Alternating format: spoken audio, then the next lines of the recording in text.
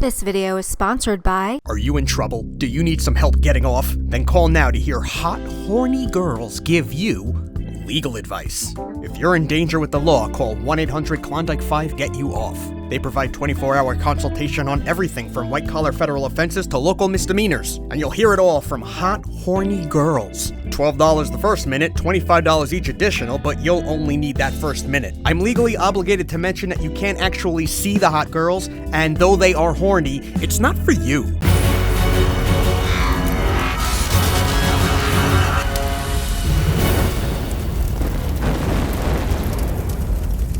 Oh, I know what you're thinking. It's been over a year since the last Top 5 show. Well, I haven't been uploading, but I have been making them. It's just, my co-host has been difficult to work with lately.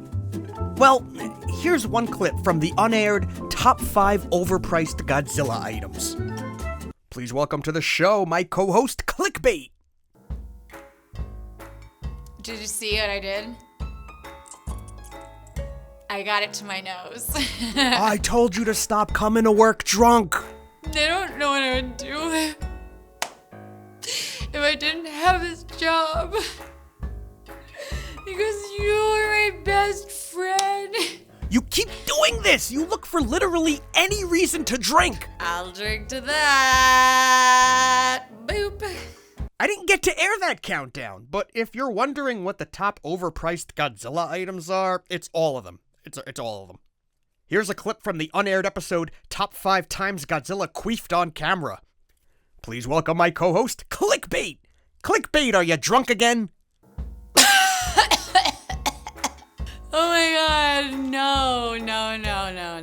I'm not. I'm good. Oh, now you're high. You like me. Anyway, let's try this. Please God, welcome to the show, Clickbait. What? You want me to do this thing? Yes. Well, then you know what you have to do. What? You know what you did.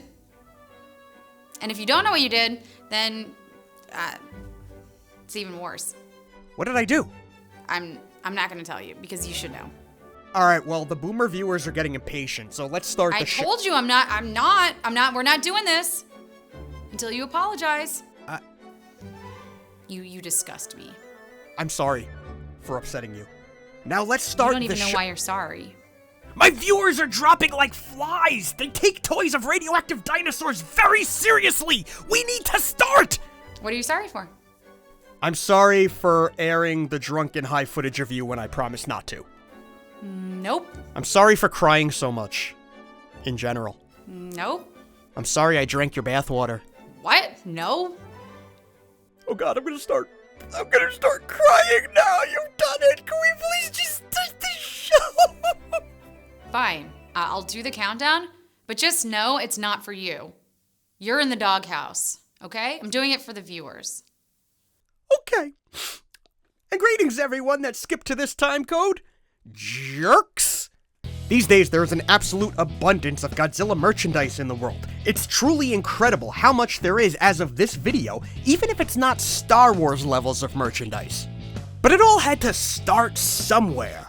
I'm gonna be doing just a general overview of the very first Godzilla merchandise ever in the world, with a focus more on toys and games. There are a lot of resources and acknowledgements for a video like this. For example, this 1992 Japanese book titled Godzilla Toy Museum. In here you'll find this image of a gun pointed into Godzilla's mouth.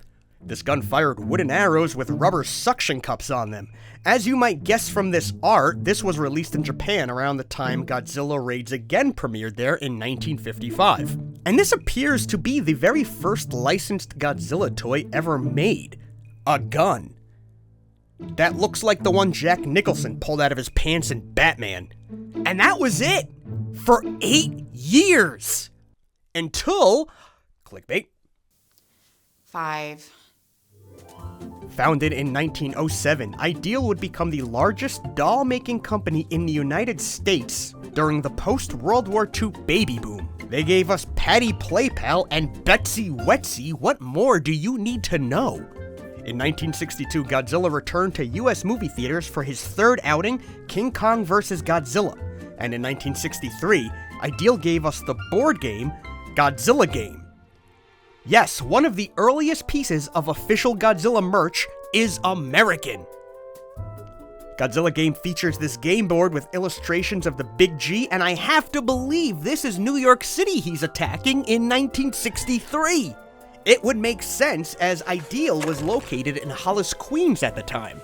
I would be remiss if I didn't mention the similar King Kong game, also put out that year by Ideal. This art is more inspired by his original 1933 appearance, and he is definitely in New York, but he is also giant size, much closer to the size he is in King Kong vs. Godzilla. Fun fact, Ideal's biggest claim to fame would come in 1980 when they licensed and sold the Rubik's Cube. And what's interesting is that the next entry on this countdown, one that really got the merch train going, is also an American release. 4. This next entry isn't just also American, but also New York based, and it might be the most iconic piece of Godzilla merch ever made. Aurora Plastics Corporation is a toy and hobby manufacturer founded in 1950, but they made some big strides in the 1960s. This is when they acquired a license from Universal Studios to create a line of models based off of their famous movie monsters. In the early 1960s, they provided kits for Frankenstein's monster, Dracula, the Wolfman, all the classics. Then in 1964, they added some giant monsters into the mix. They licensed RPO Pictures' King Kong and Toho's Godzilla. Kits like the Godzilla kit here would often be re-released. In this case, a glow-in-the-dark version debuted in 1969. Godzilla would also be one of the monsters to get a go-kart in 1966. Sometime later, in 1975, Rodan and King Ghidorah would receive their own model kits from Aurora. But going back to this original Godzilla kit in 1964, its success is what kicked off a tremendous domino effect in Godzilla merch, the effects of which we're still feeling today. You see, over in Japan, a toy company called Marasan took the Aurora Godzilla design, made some slight modifications, and released it as a model kit on that side of the ocean. And as monsters became bigger pop culture hits in the mid-1960s, things were about to really heat up. 3. In 1966, for the first time ever, Marasan began releasing soft vinyl toys of monster properties. This included characters from the new Ultra shows, and monsters from Toho movies as well, including Baragon, Mothra, Gorosaurus, Ibra, and Godzilla. And as you can see, the Aurora model's influence is still present here in the first Godzilla soft vinyl toy ever made. Godzilla also got to join Ultra characters in this line of cute toys and banks. More characters would soon follow, and Marasan would also begin releasing tin toys, wire control toys. Japanese Godzilla collectors were finally getting options. Marasan the company bankrupted in 1968, but out of the ashes of that came new companies, one called Bullmark. Bullmark would then re-release molds, add characters, and they too would attempt to expand to other types of toys. But Bullmark was not without its competition. 2. Poppy is a Japanese toy manufacturer founded in 1971, and their big success was releasing die-cast metal robot toys, referred to as Chogokin, a term that originated in Mazinger Z. But over at Bullmark, as the monster fad began to decline, so too did their sales. So Bullmark took a page from the Poppy book and released die-cast toys of their licenses. And that's why we have these incredible half-robot missile-firing kaiju toys. But these toys failed to match the success of the Poppy toys, and by 1978, Bullmark was facing bankruptcy. So who nabbed the Godzilla license next? Poppy! Poppy, of course! Before we move on to number 1, just some items worth a quick mention. Back in 1965, King Kong trading cards with comical word balloons were released in America. A handful of these cards would include Godzilla as well. In the early 1970s, as Godzilla's audience grew younger, Toho would begin packaging their Godzilla movies with cartoons and such for children. It's here that Asahi Sonorama began releasing records and books with original artwork, that cool kaiju anatomy, and new monster mashups. And we're not even getting into the manga right now, but yeah, manga. But let's get back to our timeline with the number 1 entry. Clickbait. 1. Yeah. 1. Yeah, we can stay on 1 all day long. 1. 1. 1. 1. 1. In the late 1970s, after acquiring the Godzilla license, Poppy released the Jumbosaurus, one of the most sought-after Godzilla collectibles to this day. Let's take a closer look at this beast.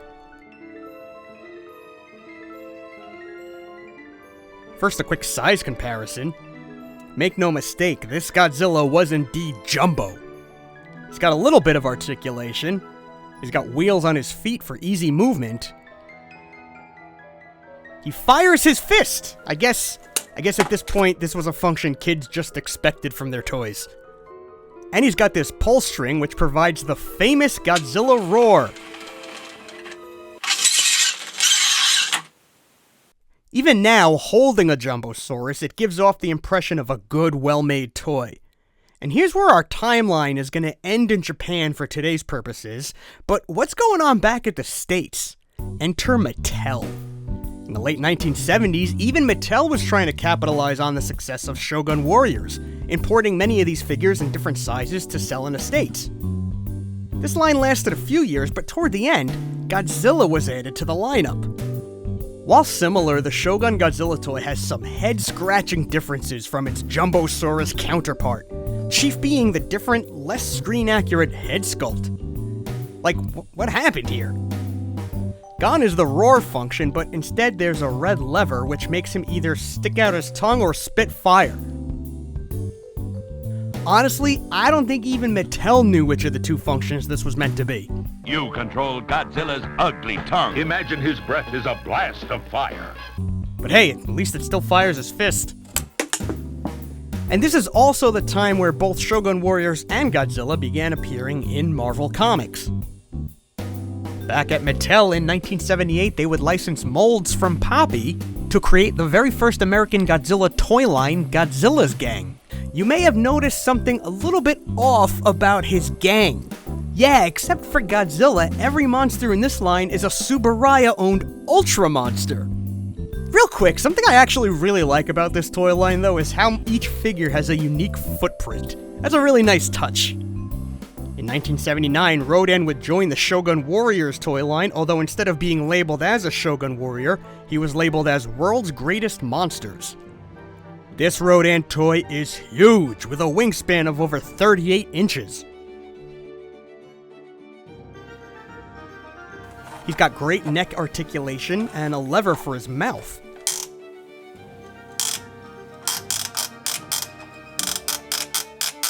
He's got finger holes for grips, and rubber bands to help him mimic a wing flapping motion. And he's got claws of doom. Around this time period is also when Mattel released Godzilla Game, a really fun game in which you take turns moving your ships while at any moment, Godzilla himself can pop out and snag one.